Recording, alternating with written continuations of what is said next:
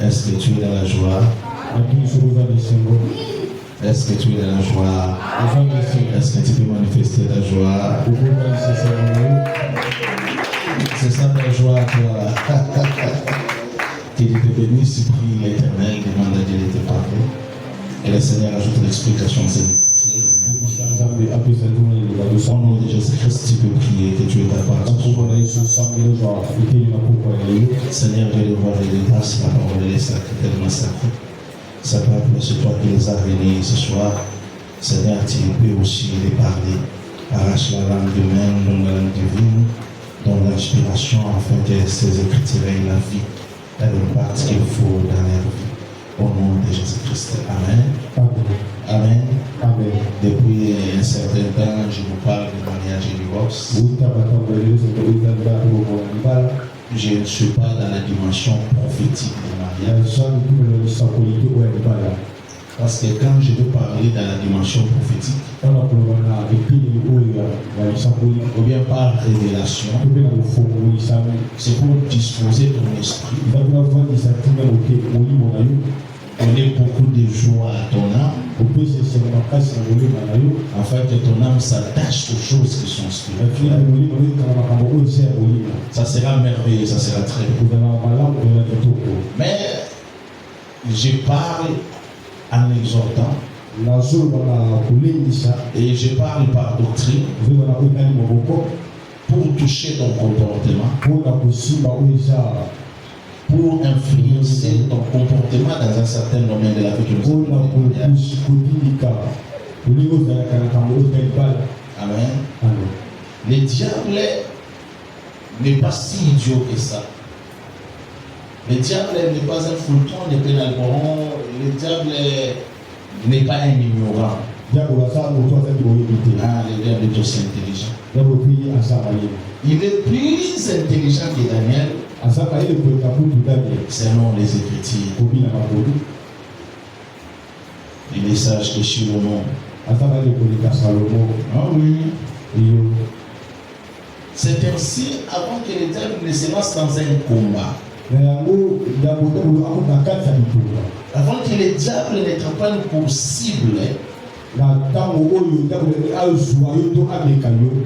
il prend son temps. Il étudie minutieusement. Il n'est pas pressé avec toi. Il va bien t'observer. Il va remarquer tes qualités. Il va remarquer tes faiblesses. Tu vois la raison pour laquelle l'Éternel demande à Satan, dans Job le premier chapitre, Job, d'où vient-il? Satan, d'où vient-il? Il dit de parcourir toute la terre. L'Éternel, il pose une question à Job. Il demande à Job, as-tu remarqué mon serviteur Job? Tu sais pourquoi? Parce que l'Éternel sait, le diable c'est un grand observateur. Il observe très bien. C'est ainsi même avec les petits sorciers. Quand il arrive quelque part pour la mission, il n'attaque pas directement. Il ne manifeste pas son attitude diabolique. Il prend son temps avec. Si c'est initiaire, il sera initiaire zélé. Très zélé. Si c'est un frère, il sera un frère roi. Tous vous allez l'entourer de beaucoup d'amour. Alors quand tu vas remarquer que vous l'avez fait confiance, c'est ainsi qu'ils vont vous disperser. C'est ainsi le diable en étant prudent, il ne s'est pas attaqué à Adam. Parce qu'il savait que face à Adam, il n'avait aucune chance. La chose que le diable a déstabilisée dans les jardins d'Éden, c'était le mariage. Mais la cible principale, c'était la femme. Il savait qu'il pouvait avoir sa chance avec la femme. Et les choses viendront de soi. Adam va céder sous la pression d'Ève. Mais le jour où il a commis l'erreur de combattre Adam, il a été humilié à Golgotha. Amen. Hein? Parce que Jésus c'est le cerveau Adam. Donc voyez-vous, le diable est lycée. Il n'a pas de chance avec Adam. La façon dont Adam est structuré, la façon dont l'homme se comporte psychologiquement, spirituellement, intellectuellement, est différente de la femme. Vous savez, nous les hommes, nous réfléchissons. Tu peux me flatter là. On se pose trop de questions, nous les hommes. Mais pourquoi de chaque chose? Mais la femme, elle est manipulable. La femme, elle est malléable. La femme, elle est facilement influençable. Vous savez, on demande à Rockefeller. Parce que les hommes qui ont financé la liberté de la femme, ce sont des hommes puissants, des hommes forts. Parmi les hommes puissants de ces mondes, nous avons les Rockefeller, nous avons les Rothschild, nous avons les Bezos, nous avons les Bill Gates. Ce sont eux qui dirigent les mondes. Ce sont eux qui décident qui sera président et qui ne le sera pas. Ce sont eux qui manipulent les finances du monde. Et ce sont eux qui se sont battus pour la liberté de la femme, pour l'égalité des droits.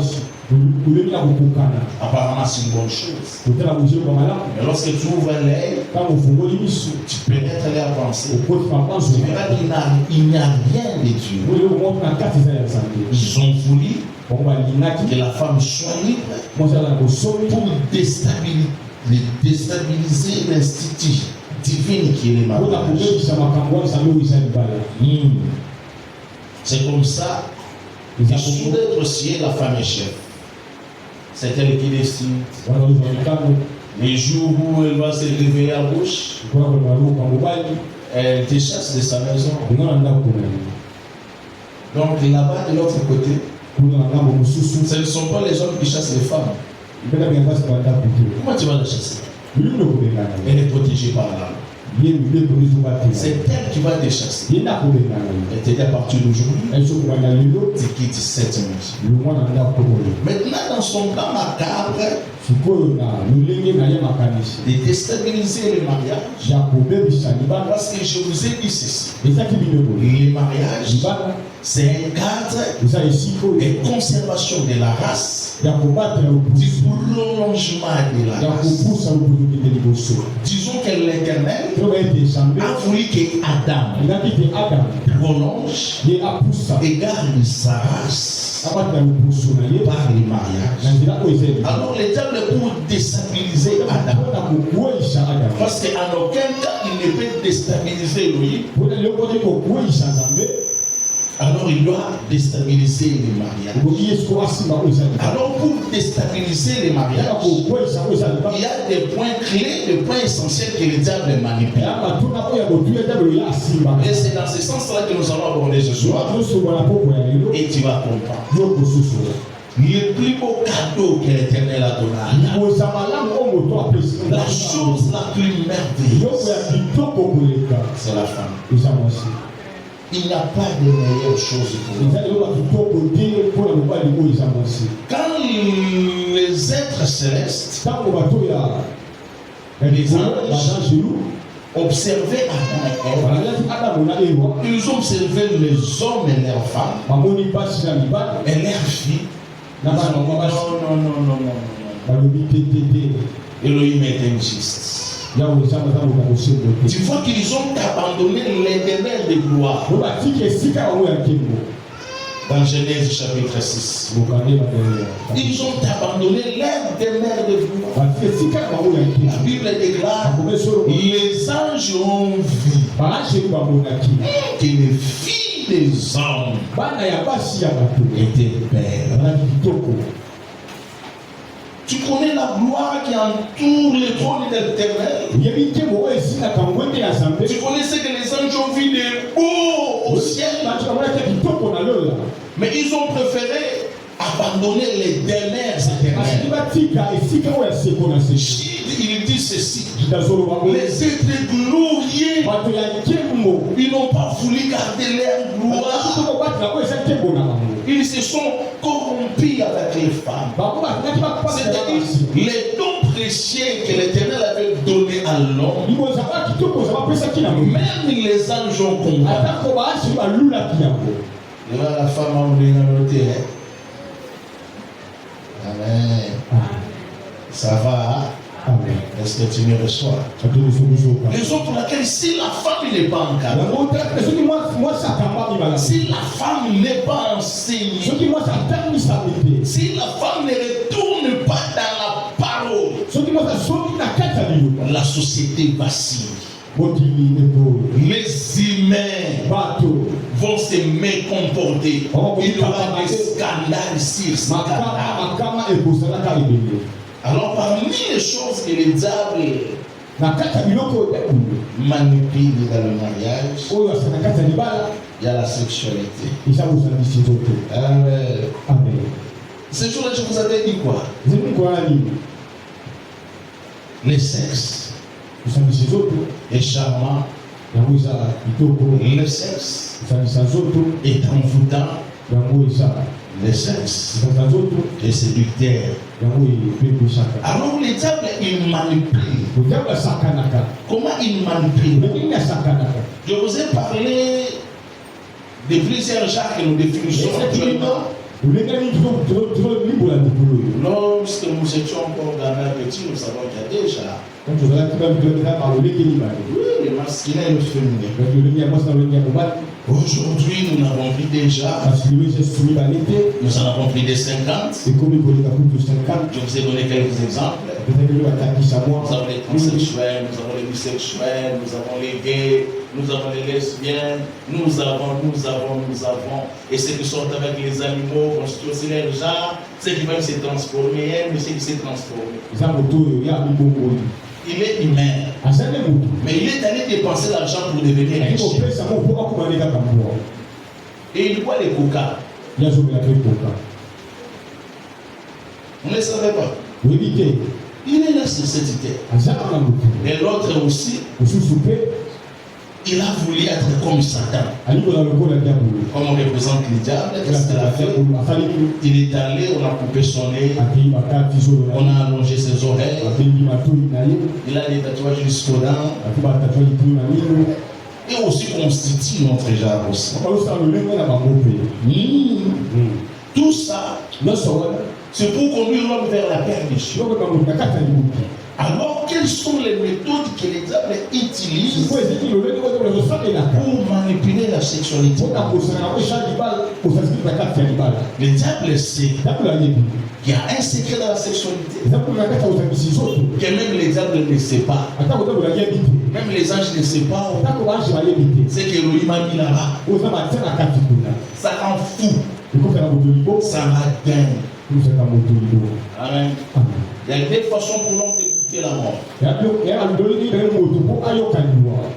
Il y a les sommeils, il y a les rapports sexuels. Pendant l'éjaculation de l'homme, son cœur, je vous ai déjà expliqué, son cœur arrête de battre. Il goûte à cette mort-là. Parce qu'il ne peut pas donner la sémence tout en distant. Non,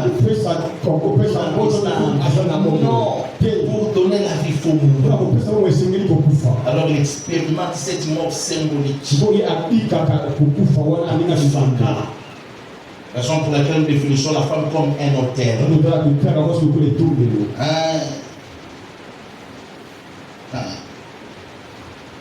Ouvre tes oreilles et écoute ce que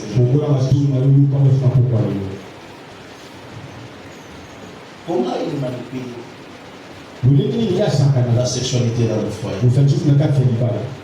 La première stratégie, c'est de vous vendre l'illusion. L'illusion Je vais donner un exemple par là pour moi. Tu vois les images qu'on projette. C'est très dangereux pour nos âmes. Et c'est très dangereux pour les mariages.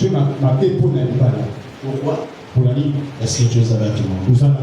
Est-ce que vous me saisissez? Ces hommes et ces femmes qui s'exhibent de la sorte, tout d'abord, on les appelle les professionnels de sexe. C'est leur travail. Ils sont professionnels, elles sont professionnelles.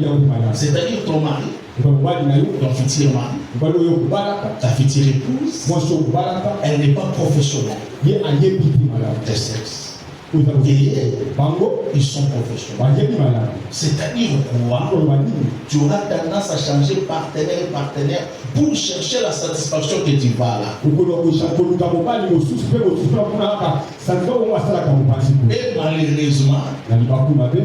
tu ne l'auras pas. Parce qu'ils sont en pleine mise en scène pour vendre. Leur objectif, c'est pour bénéficier des bénéfices. Est-ce que Dieu est avec moi? Et leur objectif, c'est le marché. Alors ils doivent exhiber, ils doivent exagérer certaines choses. Ce qui n'est pas le cas avec toi. Tout ce que tu vois là, c'est la mise en scène. Tu vois? Comme c'est cette mise en scène là, alors comme tu es un esprit qui n'est pas préparé, qui n'est pas enseigné, toi tu veux prendre. Les problèmes commencent dans un couple, les problèmes commencent dans ce mariage. Parce qu'une femme, elle a cru que ce qu'elle a vu là, que c'était une réalité. Comme c'était une mise en scène. Parce qu'un monsieur, il est devenu obsédé par ce qu'il a vu là. Et ça devient un problème au niveau du mariage. La pornographie, c'est la voie par excellence des maris et des femmes. Il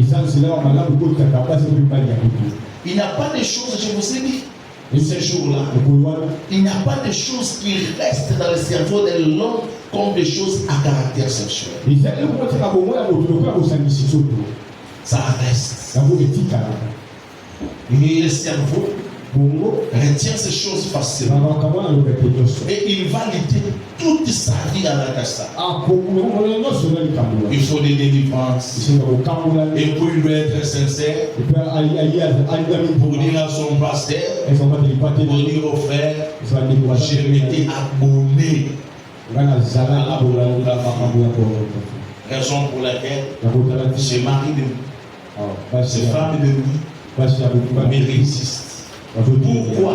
On a créé en toi un appétit, un désir qui ne sera pas satisfait. En réalité, c'est ces désirs qui nous ont créés qui constituent l'invitation de certains esprits. Sur la planète Terre, nous ne sommes pas nous-mêmes. Non. Non. Ne vous y trompez pas. Non. Nous sommes entourés de plusieurs êtres. Nous avons des minuscules. Comme les microbes, ce sont des êtres de notre planète. Mais nous avons d'autres minuscules qui ont des consciences. Qui ont des familles. Nous avons des êtres aquatiques qui existent. Depuis que ces anges ont visité la terre, ils ont laissé leurs semences sur la terre. On tue les corps, la chair, on ne tue pas les esprits. Ces esprits se sont incarnés durant plusieurs générations. Écoute-moi, saisis-moi bien. Je vais te dire certaines choses. Tu vois, nous avons, bon, au niveau des sirènes, dans les mondes sironiques, il y a plusieurs échéances. Il y a plusieurs niveaux. Hein. Il y a des dimensions, des dimensions. Il y a des sirènes qui sont vilaines. Hein. So what you have done in my ah, ça, il y a il y a des sirènes qui sont belles et fort belles. Aucune femme n'est belle comme elle. Tous ces êtres sont fascinés par l'homme. Non, sont attirés par l'homme. Ils convoitent quelque chose chez l'homme.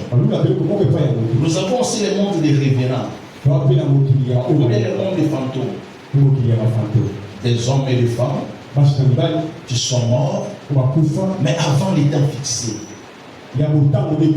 Alors l'esprit ne peut pas descendre dans le séjour des morts. Et l'esprit ne peut pas aller à son lieu des rêves. Il reste comme un esprit errant, comme un esprit vagabond. On appelle ça 0-0. Minuit là. Parce que c'est à cheval de 2 jours. Nous quittons les temps X vers les temps Y. Pour quitter ces temps ici, vers notre temps, il y a des portes qui s'ouvrent. Pendant ces moments-là, les esprits dont je vous parle ici, les portes s'ouvrent, les portes spirituelles s'ouvrent, plusieurs portes s'ouvrent. Mais maintenant, on a l'air sorti. Comme ce sont des bêtes sexuelles, tu as tellement enregistré des images.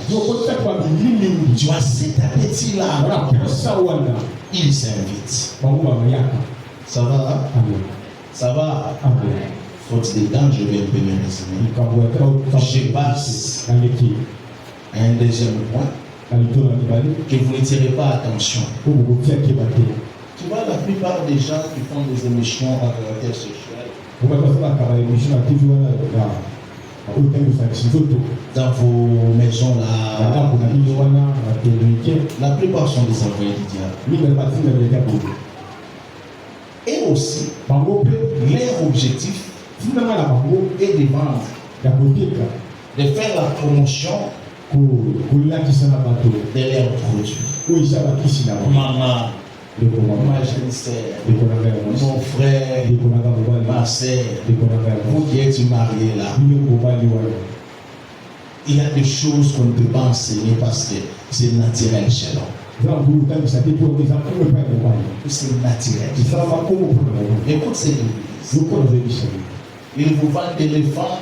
Vous suivre maman là. Ils vendent des produits à l'éléphant. Moubali. Une fois à la bouille. Maintenant, une femme en train de suivre de telles émissions. Et dans la maison, elle observe son homme. Son homme ne paie. Cette maman-là, elle est en train de parler à la télévision chaque jour. Il faut aussi pour la suivre chaque jour. Elle te fait croire. Elle te vend cette illusion-là. Elle te fait croire que dans ton mariage, tu n'es pas satisfait. Et il fait croire au Messie que ce Messie-là ne est satisfait par la femme. Ton âme reçoit ça. Ton âme reçoit ça. Ton âme reçoit. Et ça après c'est quoi? Or, de la porte d'entrée jusqu'au plafond de la femme, la distance est de 8 cm. C'est comme ça que Dieu les a créés. C'est de 8 cm tout simplement. Ce que je vous dis là, c'est scientifique. C'est scientifique. Ce n'est pas maman ou avoir un mandat ou un microscope sans quoi elle vient vous raconter des choses bizarres. Et quand on vous raconte ces choses-là, ça crée en vous la curiosité. Et lorsque ça crée la curiosité, vous tombez dans les pièges de l'infidélité. Vous tombez dans les pièges de l'impudicité. Tous ces hommes et ces femmes qui se prononcent, qui se disent professionnels des les enseignants, Il faut faire très attention. Oui, il est vrai. Les hommes peuvent être malades. Il est vrai que les femmes peuvent être malades. Mais il faut dire quand même aux gens la vérité. Il y a deux types de hommes. Il y a des hommes de sang.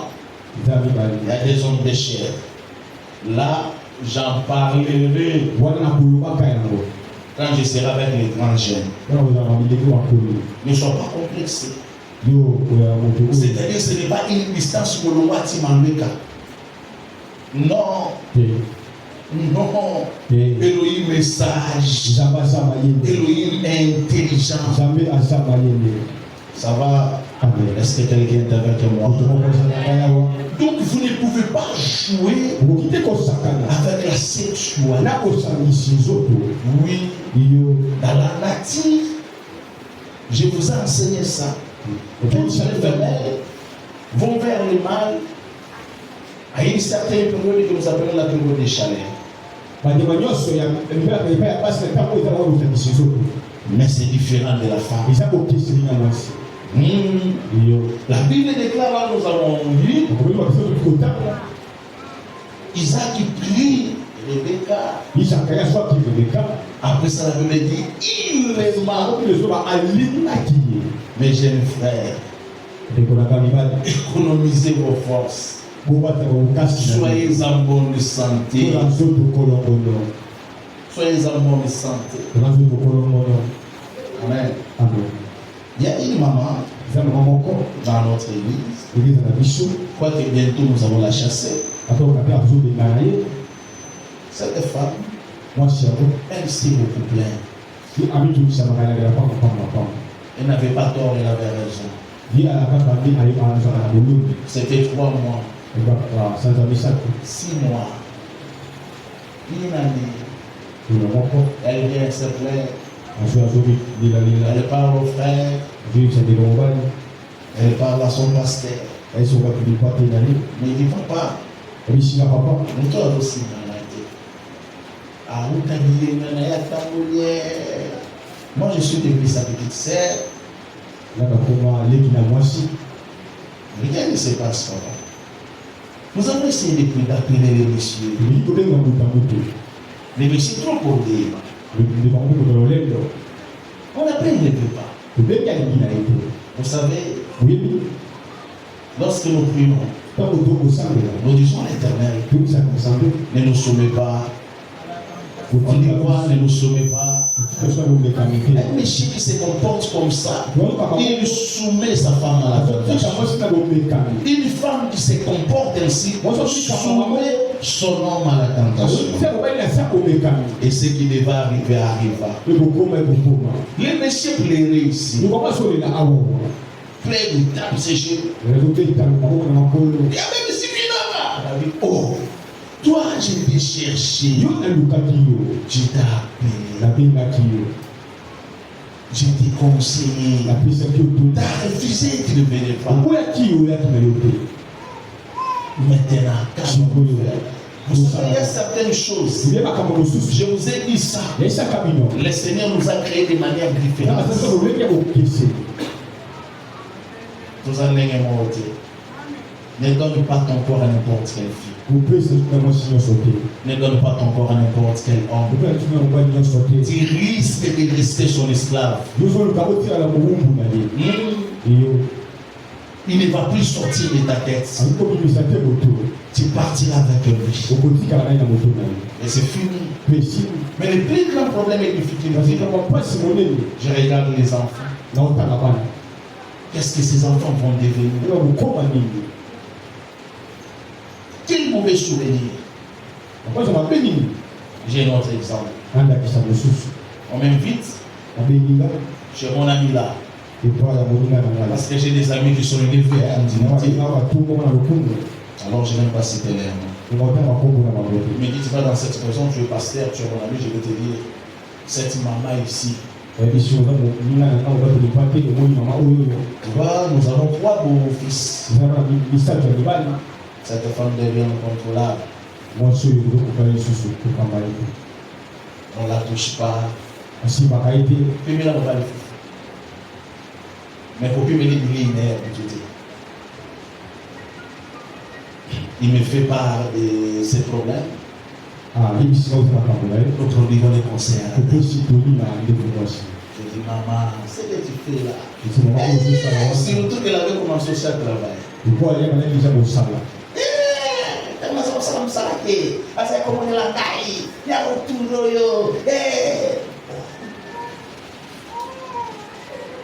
Les femmes sont, je ne sais pas comment le Seigneur vous a créé. Et son mari achète une parcelle. Il amène les documents en son nom. C'est ce qu'elle me dit. Nasara monini, nasara de son restaurant. Il dit, maman, il dit, toi là, où est-il pas pour la vie? Na moi ma casa kinja so. Mais quand nous parlons, na dit wa Véronique té. Na dit maman a mis na sala de neuf mois na maman té. Na sala 12. Ouais mais maman 12 mois wana. Na ti Kongo na été. Kongo na yo ya kawewa. Na ju Kongo na yo na ti. Je viens dit il fallait qu'on ait un restaurant. Le parlement ça non mais ça me dit yo moninga. Elle était pas pour la zéro. Elle a continué dans sa tire petite. L'homme amène des plantes pour venir à Périch. De l'Afrique du Sud. De la Périch à Arab. On est en Afrique du Sud. Elle a refusé.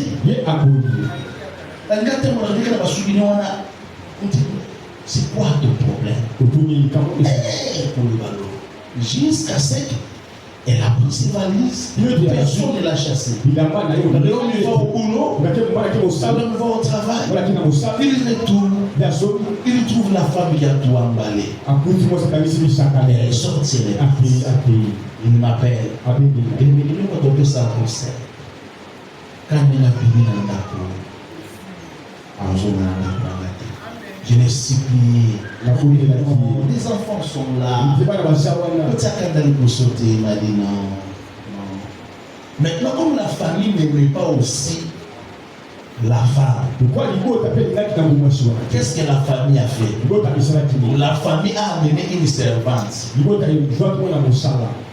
On amène la servante, on dit Oulamba, Makanayo, Tomemelo. On ne peut pas que Tomemelo Moisi. Même si c'était que Tomemelo Moisi. Comme ça, c'est Malamoko. Tomemelo Moisi à Ogoya. Il va résister. Monsieur Tomemelo Mousala, il va s'occuper des enfants et consorts. Il y a un ami qui habite tout près de mon ami. Il habite à l'école, il soit dans la taille. À l'école, il moi, c'est tendance à voler. Moi, c'est de mon salle. Et ce qui devait arriver arriva. Le sexe est en foutant. Elle a été coachée par la famille de notre ami. Même si elle a Kenya, il va dans la question, elle a Kenya. Nous allons à Kenya. Bandagaranda Kouana. Et si, mon ami Sala, ah, ils ont été pour la Jeep. Mon ami Sala n'est pas yo. Un jour, la Jeep, nous ne voyons pas tout avec lui. Tu vois, c'est comme ça dans la vie. Et le diable est guérisé. Il déstabilise comme ça les enfants qui vont grandir avec les mauvais souvenirs des divorces de leurs parents. Parce qu'une femme s'est entêtée. Dis mon Proverbe chapitre 5. On ne blague pas avec ça. La Bible déclare lorsque Isaac est allé là-bas, Isaac l'a aimé. Pourquoi ça a été accueilli aux Zonga? Je vous ai dit que le fils prodigue était parti. Ah, mais de la sexualité. Mon gars moi, c'est qui à Zonga. Dans nos zones assemblées. Et c'est la Tostan de la. Et puis toi, tu n'es pas parti dans la maison de Dieu pour te réconcilier. Dieu même semble qu'il a dit la cour de la loi niveau. On a dit moi il m'a dans lequel on a l'émis. Yo on a bien on a pour la nambo. La bien na bien sur de la nambo. Pour observer qu'il y a le qui moi il m'a dans l'émis. Oh. Ce sont des problèmes que vous créez. Il n'y a pas d'amour sans cela. Il n'y a pas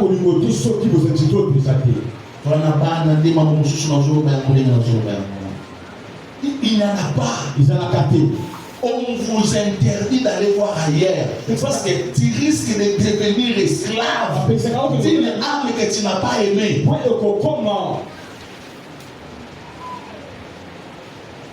Dieu esclave. Proverbe chapitre 5. Proverbe chapitre 5, verset. Commence au premier verset. Nous allons lire tout ça et nous allons lire aussi Proverbe 31. Proverbe chapitre 5, verset 1er, nous allons lire. Mon fils, sois attentif à ma sagesse. Mes fils, soyez attentifs à ma sagesse. J'ai été intercesseur. Toute ma vie, j'ai crié à la permanence. Je connais les conséquences de tout ça. Dans ma vie, j'ai gêné. Beaucoup gêné d'ailleurs. Je connais les conséquences lorsque tu gênes et que tu les respectes. Comment finir les gènes? Les conséquences sont des hémorroïdes. Et les conséquences des hémorroïdes, c'est l'impuissance sexuelle. Les dysfonctionnements érectiles. Alors vous devez veiller sur ce que vous mangez. La drogue fatigue les corps. L'alcool est l'ennemi de la santé humaine. Tu vois tous ces poilus ici que tu vois là qui marchent. C'est une jeunesse fatiguée par la drogue. Ils n'ont pas conservé l'énergie. En l'homme, il y a l'énergie créatrice. La semence de l'homme, la Bible appelle ça la vigueur.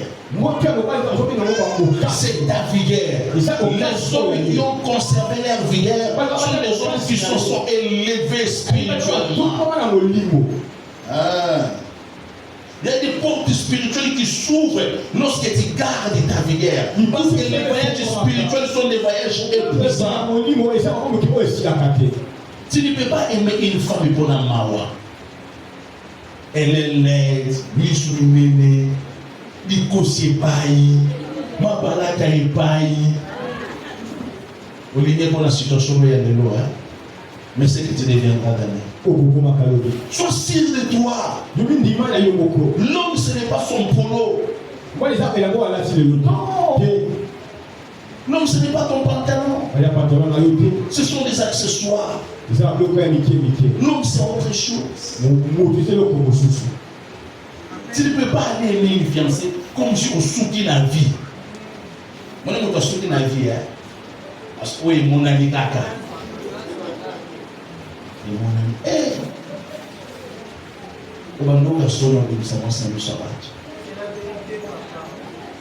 Tu sais beaucoup de pasteurs ici, qui passent à la ministère.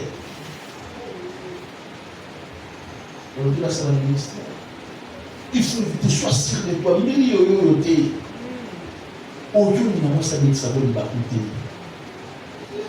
il faut que tu sois au monde, il y a une tentation pour la une femme qui ne peut pas résister. Ça va, mes fils? Oui, ok. Non, on va l'été, il y en a moins sur ce jour, ils ont craqué. Vous êtes tout à l'heure résister. Il faut moi aussi pour résister. Il faut que tu tombes à l'épée. Les mois ci. Il faut vendre. Et tu vas rester à cette femme-là. Oh, moi, ça télé, le rôle habité. Le rôle est quelque. Le rôle est délicaté. Azalawana, t'es l'autre qui prend nous yété. Ok, qu'elle soit là, présente ou pas présente. Vous soyez petit, vous soyez petit, ah oui, tu es là. Mais on résiste quand on a Saint-Esprit. Ça va. Oui. Ça te gardera.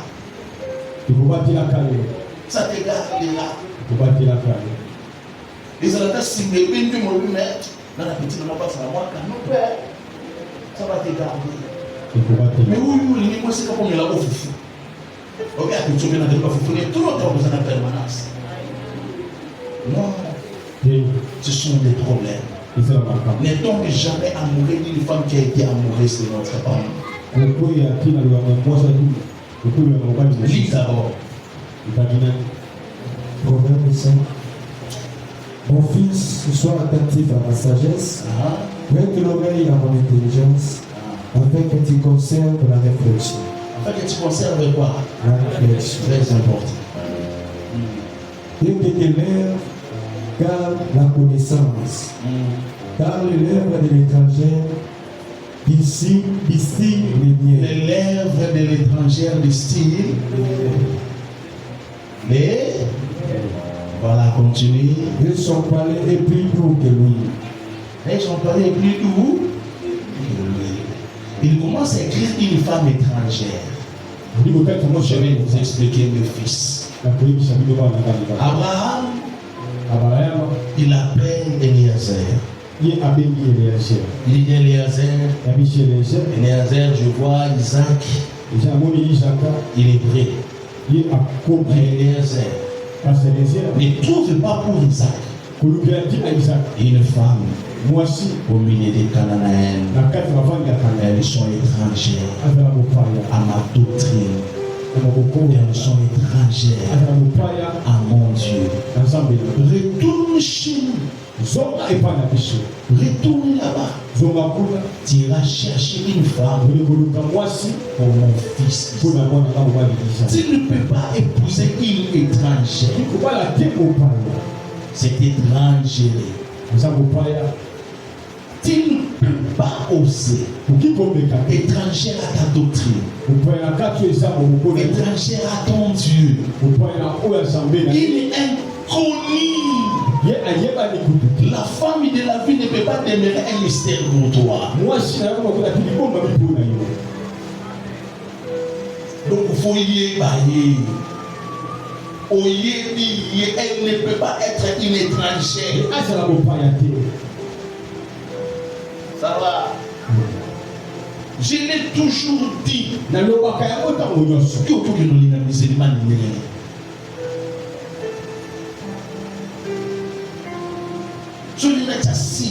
Je vais me poser à mes fils dans la quartier de l'église. Mais surtout dans la quartier de l'église. Nous sommes dans le Christ. Tout ça dans le corps. Une étrangère. Elle voit des choses autrement. Et pas n'importe qui nous les a permis. Et pas des choses qui nous les a là.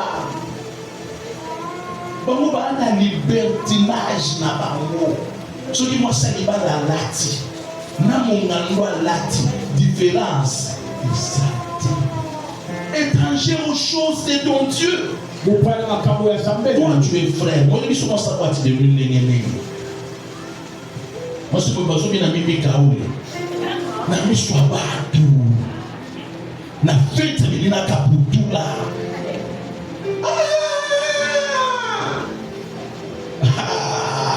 Vous savez, on met la maman. On met la maman. Vous savez, on met un dépôt. Non. Elle est étrangère par rapport aux alliances, aux promesses de ton Dieu. Faut s'engager là, il dengue. Moi, je me la tiribo. Bah, changer tellement de bêtes, c'est comme une maman n'est qu'un. N'a pas fort. Après que la case a serré. Mais tu m'as envoyé la gagne dans la poétique. Papa, vous avez un prophète. Nous n'avons pas pu se regarder. Il y a un là pas prophétie. Moi, ça va tomber là-bas. Regarde le mec qui m'a dit comme on a dit. Regarde le mec qui s'est oh, père, la prophète. aboyi na ye ayelanga na ndako misu rouge nabi eyi papa ozala prophète bino moto apekisiri ngene nakoli te sotelinga na kingo naza prida nasotela ye na miso nabi j'ai raison na sentiment bi j'ai raison moi ça fait la brutalité non elle s'est parlé yende mosala osala millième la vie na ye baba ozaka troisième nabi alipeswa kofaka yabi bana décevoir là le mosala oyo oza troisième nzokande oza centième ete oza 1200e epuis mpe ndenge ozala aomona yo eloko pamba il voit rien. Mais si elle veut faire l'enfant aussi, tendresse. Il n'y a pas eu, dans de nombreux jours de blessés pour me dire. Mais tu t'attaches à des telles filles. Non, continue dans les tirs. Mais à la fin, elle est amère comme la tête. Et dit comme un glaive à détrancher. Ses pieds descendent vers la mort, ses pas atteignent le séjour de mort. Olikokufa aime une inconnue. Une étrangère dont tu n'as pas la maîtrise. Tu vas mourir. Et ils ont la maîtrise de la chose. On parle jusqu'à la maison. Il est 22 heures. Elle entre dans la parcelle. La sentinelle ferme. Pourquoi tu tournes, tu pars? Elle ressort, elle prend la moto. Elle te manipule. Elle est Moulouba, mais elle a des ongles partout.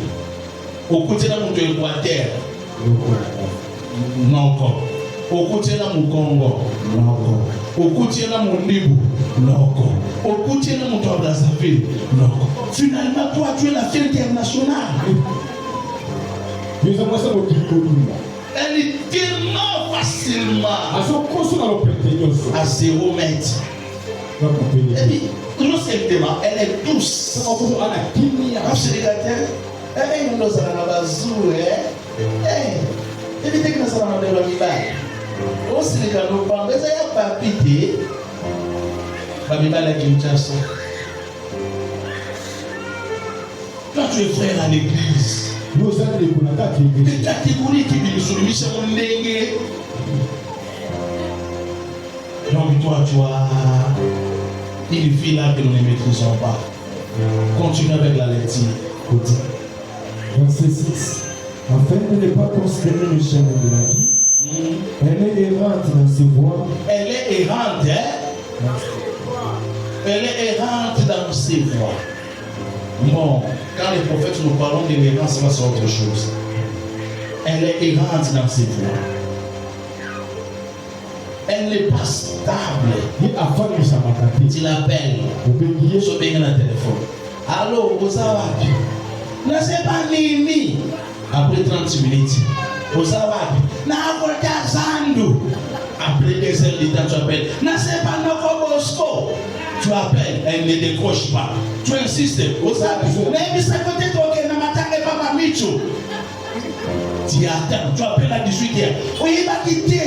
Il faut qu'il n'ait pas mon sommeil. Toi, la maternité, toi, à cause de la moine, tu peux venir avec la boye. Aujourd'hui, elle est errante, elle n'est pas stable. Avant de s'arrêter. Pour tout baigner tes journées, mon baigner la tombe, je suis à la maison. Pour baigner la midi, je suis à la maison. Pour baigner la pauvre, je suis à la maison. À la maison, au lieu, Yom Piaguer. Parce que tu avais toujours insister. N'année pas facile d'avoir un chamoto. Vous savez, n'a pas la vie. C'est là la bonne Adana. Ne t'en fais pas au bout d'ailleurs. À chaque fois qu'il moto.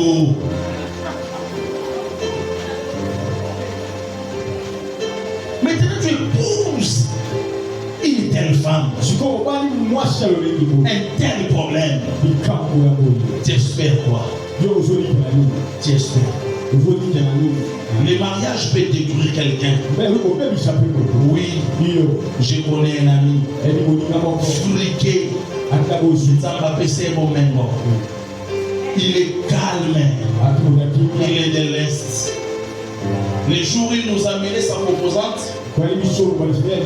parce que nous, entre les amis là,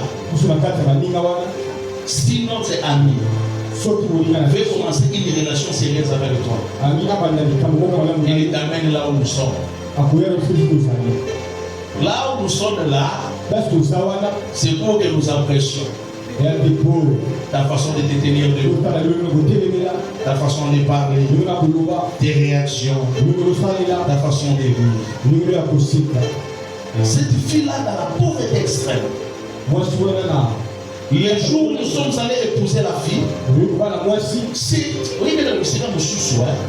c'est là-bas au fond. Nous sommes quand même allés. Quelqu'un m'appelle.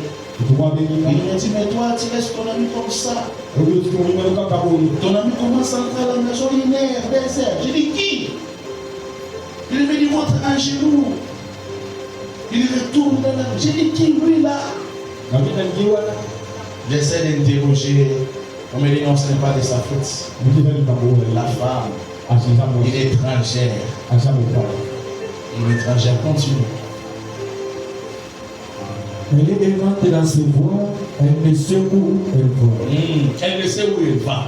Elle a faute de Teka Boy. Oh, Toké Gombe. Gombe, il n'y a pas de Kinayo.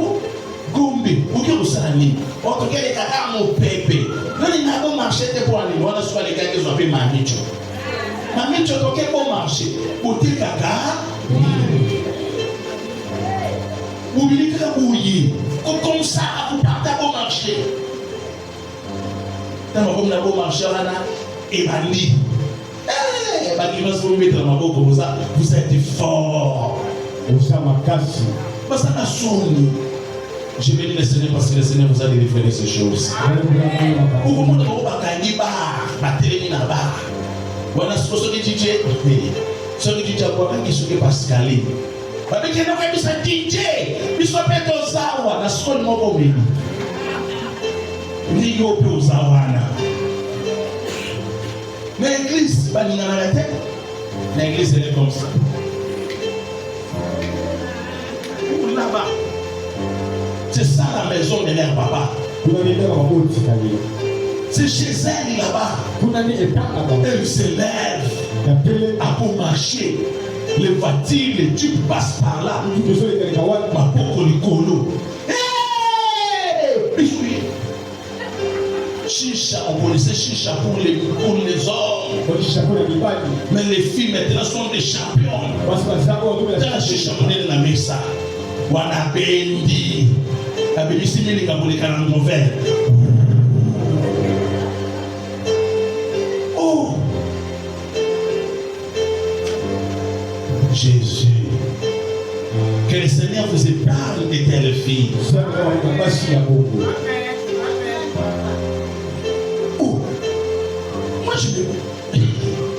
Ça me tourne. Tu me vois là debout après le soleil. Les filles après le soleil. Allez! Nous sommes là pour moi que nous sommes là pour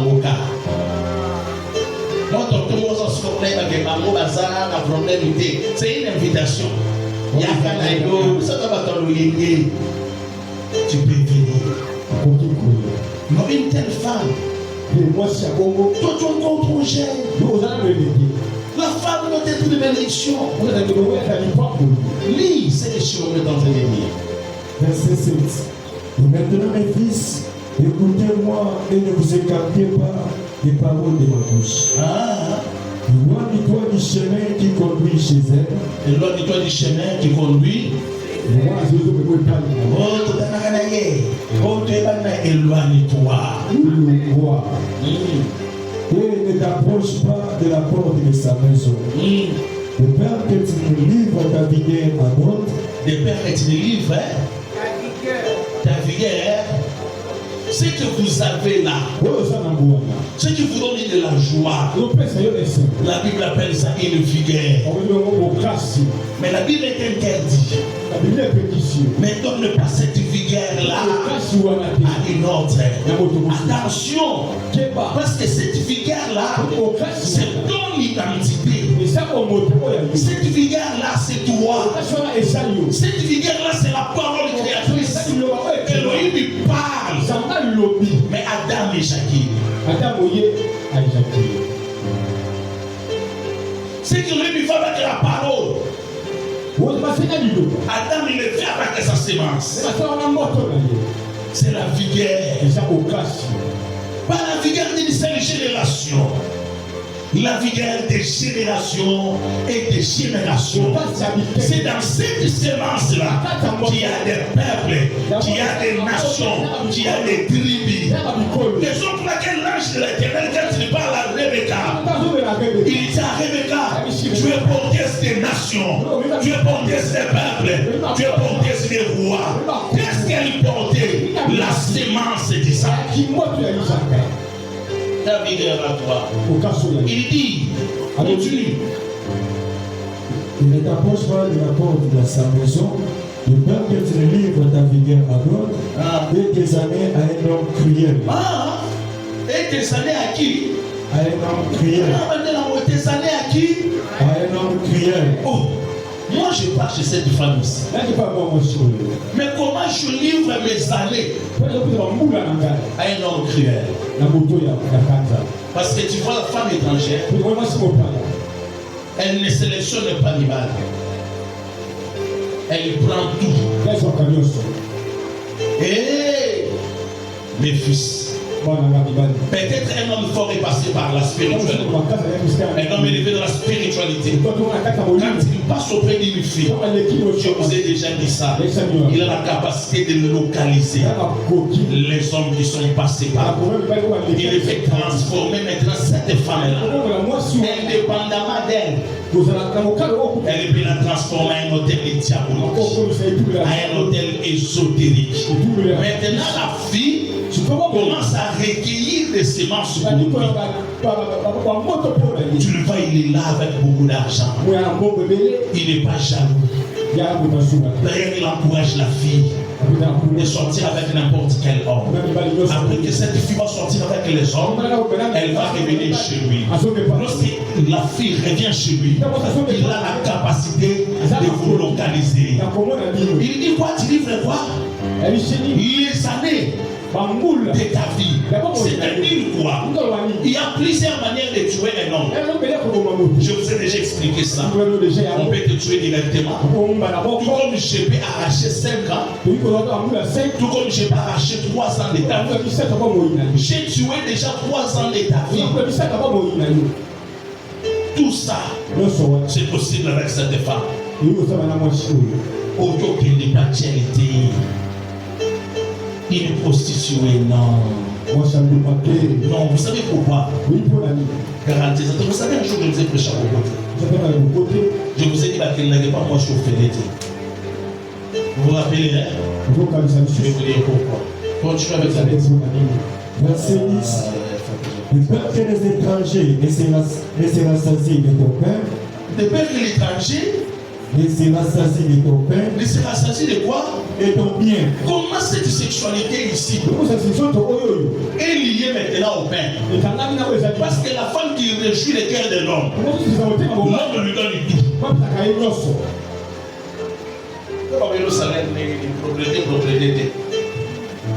Et puis, l'homme se soucie si les coachs dans la secret. Qu'il est la douche. Il y a une place pour ça. Mais là, c'est le moyen.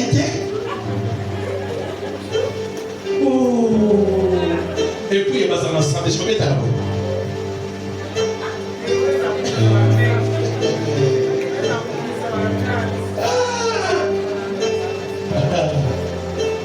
C'est incroyable. Cet homme ici, parce que cette femme lui apporte satisfaction, il lui donne à cette femme son père. Il lui donne. Tout ce qui est sa bénédiction là, il donne. Vous savez, dans le Cantique des Cantiques, pas dans le Cantique des Cantiques, dans Proverbe, chapitre 31. Tu vas retourner dans Proverbe là. Mais il est d'abord Proverbe chapitre 31. Les deux avant-derniers versets. Vite, on va continuer. Proverbe chapitre 31, verset 30. La grâce est trompeuse et la beauté est belle. On dit un tout petit peu. Verset 29. On commence à 28. Verset 28. Ses fils s'élèvent et la disent hérise. Son mari s'élève et lui donne des louanges. Plusieurs filles ont une conduite vertueuse. Mais toi, tu les surpasses toutes. La grâce est trompeuse et la beauté est belle. La femme qui craint l'Éternel est celle qui sera louée. Reviens dans Proverbe chapitre 5. Et nous allons retourner là-bas. Continue ta lecture. Proverbe chapitre 5, verset 10. Le pain des étrangers ne sera saisie de ton bien, et du produit de ton travail dans la maison d'autrui. Le pain que tu gémisses près de ta faim, quand ta chair et ton corps se consumeront. Et que tu me dises, comment donc ai-je pu haïr la correction, et comment mon cœur a-t-il dédaigné la réprimande? Comment ai-je pu ne pas écouter la voix de mes maîtres, ne pas prêter l'oreille à ceux qui m'instruisaient? Paix, ça n'est fallu que je n'aille éprouver tous les malheurs au milieu du peuple et de l'assemblée. Bois les eaux de ta citerne. Bois les eaux de ta citerne. Continue. Les eaux qui sortent de ta puits. Les eaux se doivent-elles se répandre au dehors? Les ruisseaux doivent-ils couler sur les places publiques? Qu'il soit pour toi seul. Qu'il soit pour toi. Qu'il soit pour toi. Qu'il soit pour toi. Un homme normal à Kabola à moi cité. Un homme normal. Quand tu en as pris une moto, Yuma. Et puis il attend. Quand les tontons viennent déposer sa petite amie, les tontons partent. Après ça, lui, il revient, un envoûté, un sorcier. Lui aussi, il revient. Ah, petit Nangane, nous sommes dans la tête, jouer dans la réserve, petit Nangane, on ne sait jamais. Yuma, qu'il soit pour toi, qu'il soit pour toi seul. Ça va? Qu'il soit pour toi. L'orgueil de l'homme, l'égoïsme de l'homme, l'homme c'est un chef. Qu'il soit pour toi. Il y a des choses que la maman de Lemuel a interdit à Lemuel. Proverbe 31, le premier verset.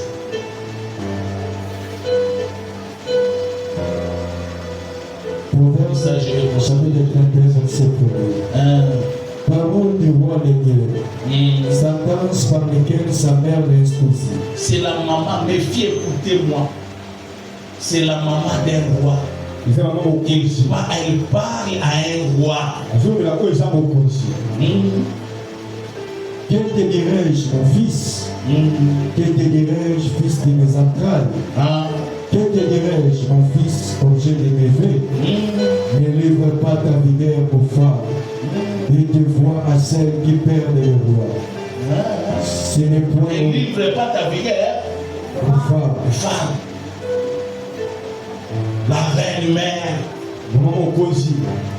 elle appelle son fils. Il dit, mon fils, si tu es roi, je vais te dire quelque chose. La première des choses qu'il va te dire, ne livre pas ta vigueur aux femmes. Continue après ça, il interdit quoi? Ne livre pas ta vigueur aux femmes, et te vois à celles qui perdent les rois. À celles qui perdent C'est-à-dire les femmes que vous voyez ici.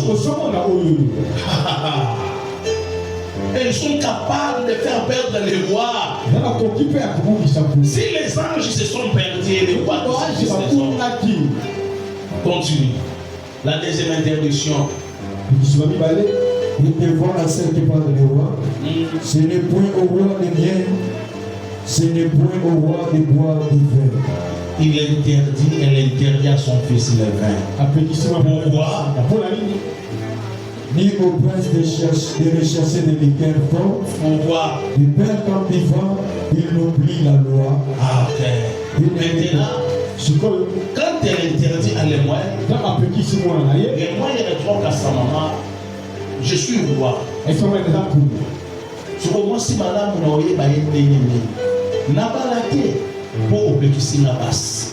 C'est ainsi que sa maman va commencer à répondre au dixième verset. La maman maintenant répond. Verset 10. Qui peut trouver une femme vertueuse? Maintenant, les mois lui demandent à sa maman. Qui peut trouver une femme vertueuse? Maintenant, la maman commence à donner les critères d'une femme vertueuse. Voilà, lui. Elle a bien plus de valeur que le père. Tu vois, le roi a tout. Mais lorsque sa maman parle, le roi se rend compte que la femme vertueuse, elle a plus de valeur que des perles, que des richesses de tout le monde. Voilà. Verset 11. Lesquels de son mari a confiance en elle, et les produits ne lui feront pas défaut. Elle lui fait du bien et non du mal, tous les jours de sa vie. Elle se procure de la laine et du vin. Moi, il faut azala, moi si à mon compte. Comme il faut azala, moi si à mon compte, il faut azala la misala. Elle doit avoir des servantes, des serviteurs. Donc elle doit s'asseoir comme ça. Mais la maman de moi, elle dit non. Pour un roi, pas une telle femme, mais une femme qui travaille. Pas une femme fainéante. Elle n'est pas digne d'être la femme d'un roi. Avant d'aller dans le parc, même si c'est comme on se voit, wana bakosuana maman nous pas on va là kaka yo elle est paresseuse. Elle se réveille à 12 heures, elle se réveille à 9 heures. Ici la maman dit à l'émoine, moi ta maman je suis reine. Ton père était roi, ton père est mort. Bientôt tu seras roi. Je te parle d'une femme digne d'un roi. Ce n'est pas une paresseuse. Chantal, non. Elle doit apprendre à travailler. Lui, quoi qu'elle ait une reine, quoi qu'elle a tout, quoi qu'elle a les royaumes, mais elle doit apprendre à travailler. Surtout que sur la question, tout ça les forces sont les à la faute à terre. Sur ça la faute à tout regretter. Donc ça m'a été une maison de la gare. Et là, parce que même ça n'a pas mot, konika. Les bateaux ne vont pas dans la mabale. Oui, on va la moi ça vous la moi c'est sentinelle. On va la moi ça vous la moi ça soldat moi ça. Parce que la montagne vous la moi si à roi. Continue avec la lecture. Elle se procure de la laine et du vin. Elle se procure de quoi? De la laine et du lin. Pourquoi? Ce sont des produits trop chers. Mais il se procure ça pourquoi? Et comment? Elle travaille d'une main joyeuse. Elle travaille d'une main. Elle fait quoi? Elle fait quoi? Yo côté kati. Yo moi s'appelle ben. Ben il est ni noyé dans la. On va appeler dans le thé. On le thé dans tout ça. L'oulen doit ça n'amour. Mais comment Congo là? Je vous ai dit un jour j'étais à la banque. Moi, c'est qui t'ouvre à côté. Marquez mes gagnés. Oh, nous sommes ensemble tout cas et je dis, mais je vais d'abord. Si vous voulez que ça, notre sécurité, vous savez, à comment. À combien de locaux? Notre sécurité, ça va dire, maman, où est-ce que où est-ce que cheval? Où est-ce que dans le monde, ça va être mais c'est juste pour curiosité. Tout le monde connaît. On t'a combien de papier? Pas tout le monde.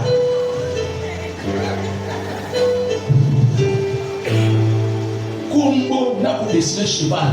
La pauvre Nise. L'humilité. Il dit cette femme, je vais continuer. Verset 14. Elle est comme un navire marchand. Elle est comme un navire marchand. C'est-à-dire que la bénédiction d'Isaac est des habillements elle aussi. Là, c'est dans les prophétiques, mais elle est comme un navire marchand.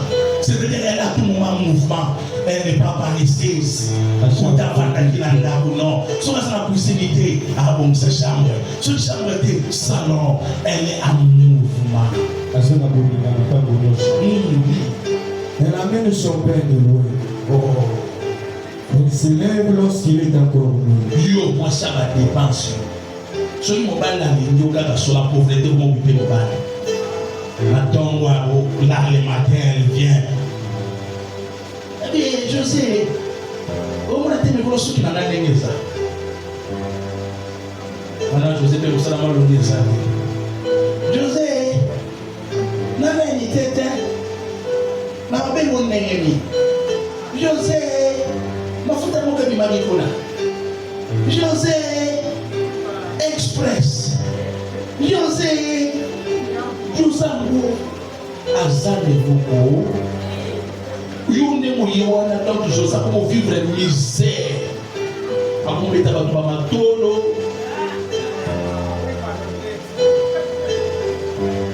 José, comment Moyebi dans Moussala. Pour ça, comme quelqu'un, José. Mais comment peux-tu aimer? José, mais comment cabello? José, yule ozana sopeka, ozana don ya kosenga, osengo talate. Ce sont ces genres de femmes qui créent les problèmes. Lis là-bas. Elle s'élève lorsqu'il est encore nuit. Elle s'élève lorsqu'elle est encore nuit. Elle s'élève quand? Et elle donne la nourriture à sa maison. Elle donne la nourriture. Il y a pas sa cabinet. Moi, so maman le boko. Et de mon toilette, ça gagne la boulaye. À la mouki tombe. Elle est une reine. Elle a des servantes. Et la tâche à ses servantes. Et la tâche à qui? La tâche à qui? Mais yemoko à l'ambi. À la mouki. Cuisine a tiré le roban dans le salon à l'été. Atike ni bamwa ya mote alambi loboko na ye alambi atini mwana musala ki loko servir mobali na ye na mesa te ye moko akaboli apesi bana apesi mobali azusu ko baservante na ye wana ya sala muti mais yo papa la mokaka yo ozolonfle ya likama elle venait nous demander à la dame pour le contraire. On a zone flic. Là, le papa se réveille. Il est déjà au salon depuis longtemps. Après, il va regarder dans sa chambre. Mamie, tu es? Mamie, tu es? On a la mamie, tu l'as mis. Donc, c'est Tanaki. Mais pas du coup. Verset 16. Elle passe à un champ et elle accueille. Voilà. Du fruit de son travail, elle plante une vie. Une telle femme, avec une telle qualité, la Bible dit ceci. Elle pense à un champ, les champs viennent. La femme, c'est un mystère. La femme, c'est une bénédiction. son travail, elle gagne une vie. Voilà. Elle essaie de force. Tout ça, c'est la femme du roi. Tout ça, celle qui fait tout ça, elle a le royaume avec elle. Celle qui fait tout ça, Madame Obolate, n'est pas chrétienne, il y a reine. Des bons moyaux. Des bons moyaux. Des bons moyaux. Où tout va de l'émission d'Indami. Tout le monde cherche la mafuta. Vous cherchez la mafuta. On se pose des questions. Téléphone les arrêts chers. On se pose des questions là. Quand tu l'avais dans Verset 17, elle sait les forces sereines et elle a fermé ses bras. Elle sent que ce qu'elle gagne est bon. Voilà. C'est qu'elle fait quoi? Ce qu'elle gagne est bon. Ah, je vais dire le Seigneur pour nos mamans. Nos mamans sont des braves. Au moins, la jeune fille du Coloma, la casse na manzaka.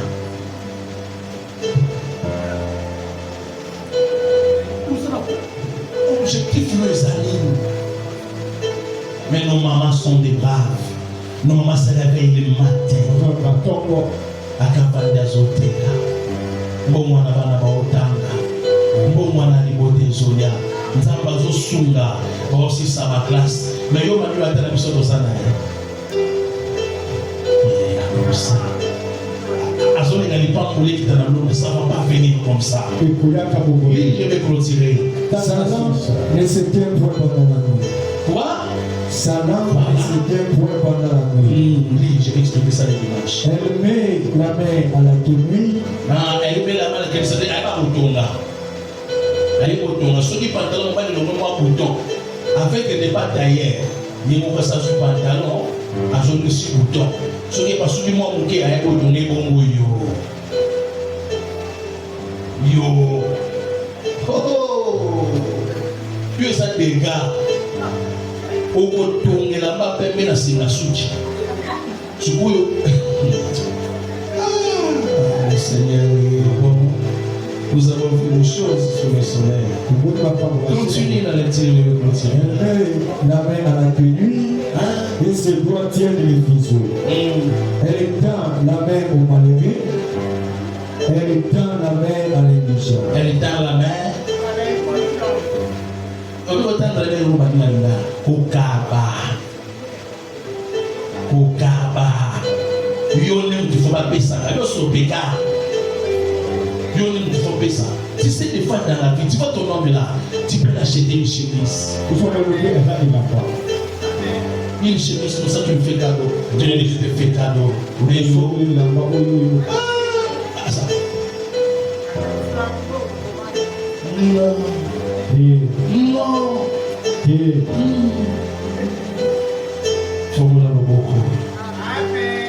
Le présent ouvre les voies des noms. En exerçant l'hospitalité, certains ont reçu même les anges. Les akabo sala kabana fufunae, les akabo tagananda kosala. C'est parce qu'elle avait des arrêtés à donner son petit gâteau là qu'elle a survécu durant toute la sécheresse. Kabaka. Attends-moi, Maï. Nous n'avons pas fait tu es tellement, vous savez, il y a des choses. Oui, mais c'est ma femme. Je vais vous dire à vous, nos mamans, ne soyez pas méchantes. Tout le monde qui tombe dans la voie, on a une sommet, on a une sambo. Ceux qui font des choses, il y a des gens qui ont des marques. Tu as on a ce qu'on fait dans le monde de Zoya. Par le qui mission nene. Na mkolonda kwa sota na minga yoyo. Bambongo ni msagawa. Wana ndo moni suko batena mesa na kemba. Musuna koka. Bébé, femme biso basoya lelo. Prochainement baya de souci. Baya soulière. Moi, le propriétaire de la maison, vers la zone où il y a Moluka, vers la mer qui toque, nous avons mis ces papas leki. Ceux qui payent un taux, des vers la mise. Bon, on va mettre la maille, on a des mots, on a la maille, on va mettre les mots agis, on va mettre la mesa. Voilà ce que nous avons dit. On dit que nous payons ça là. Chaque week-end, ça fait un boule. Vous faites des choses là bizarres. Honore ton mari. Considère le monsieur comme un chef. Nzungu ya kitoko Isaïe. Sani ya kitoko Isaïe. Bile ya kitoko Isaïe. Mais pas de regarder dans le film. Mais moi, tout ça, yo. La santé manaï. Ababia, au sonné, on a sonné la salle mana. Mbisi amune na wana yeye. Wana sobenye na ndapo. Eba mbayo bonia ete sobenye na ndapo. Wana kamuta mpyo libo. Na mkono ndapo batena pilipili batuta wata na sensibilité. Bati pilipili wana. Na fufuruki pondu. Bati wana mbe yangai. Na mkono ndapo. Et puis moi prochain, fouti le salaire. Tu ne le verras pas. Même si je suis pasteur, tu ne vas pas les voir. Tu vois, je ne peux pas te donner ça.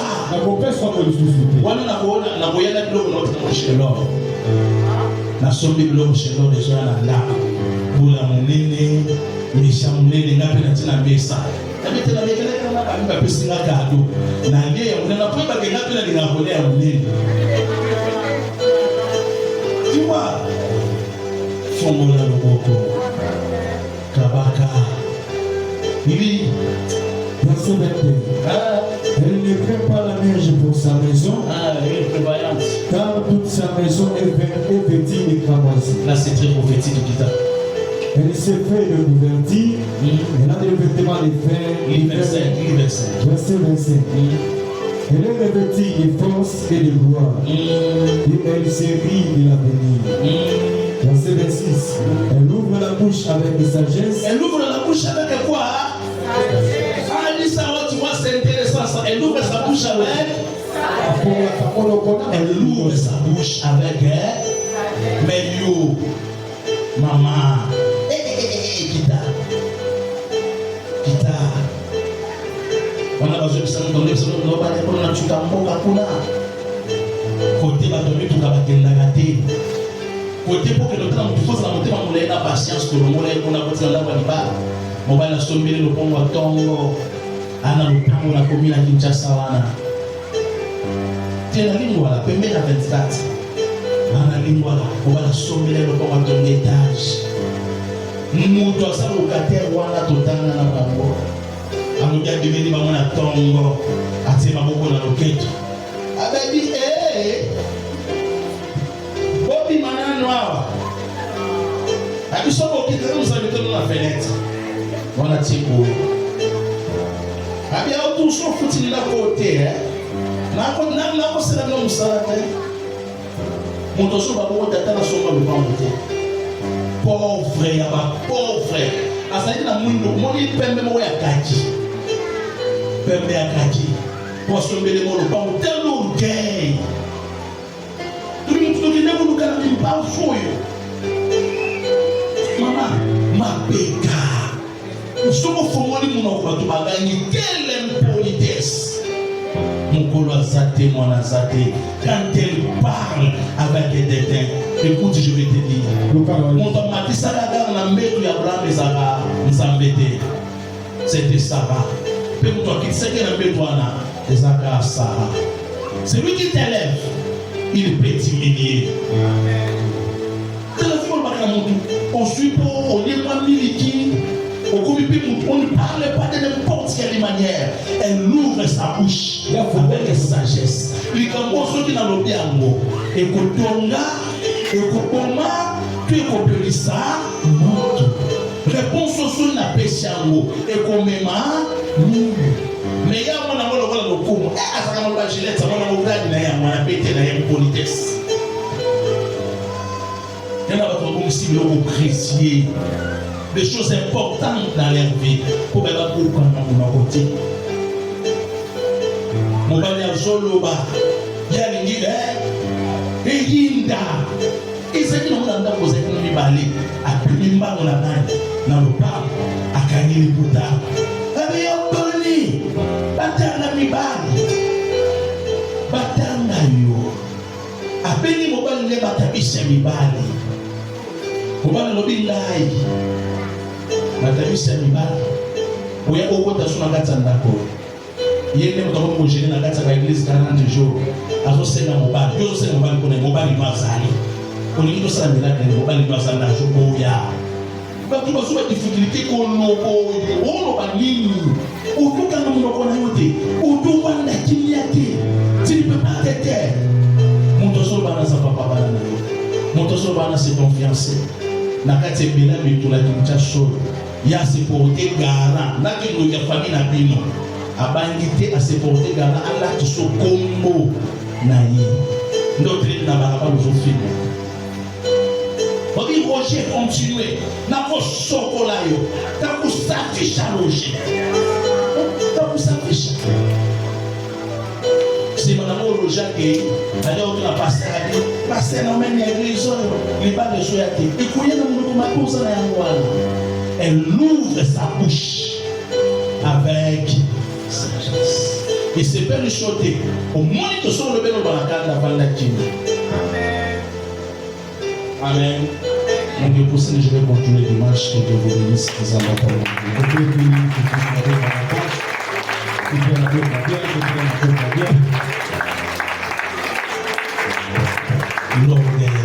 Lolendo. Frère, quand tu es en Christ, Jésus t'a donné les dons. La grâce de connaître. Tu es spécial. Ce qui m'a fait la fière, c'est qu'il y a qui yo no ozawana oza spécial pour ça na nzamba lola avina makapa ngobe apesio kanga yo boto na madame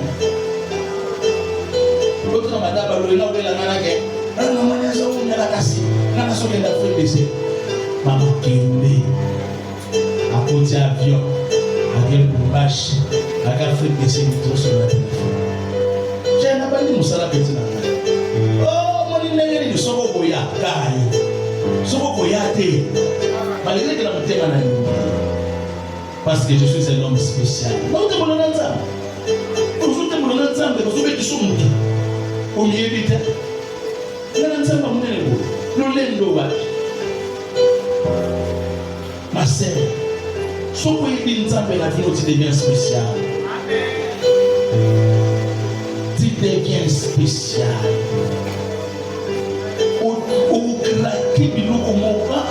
Tu deviens spécial. Tu es sous les régimes d'Elohim.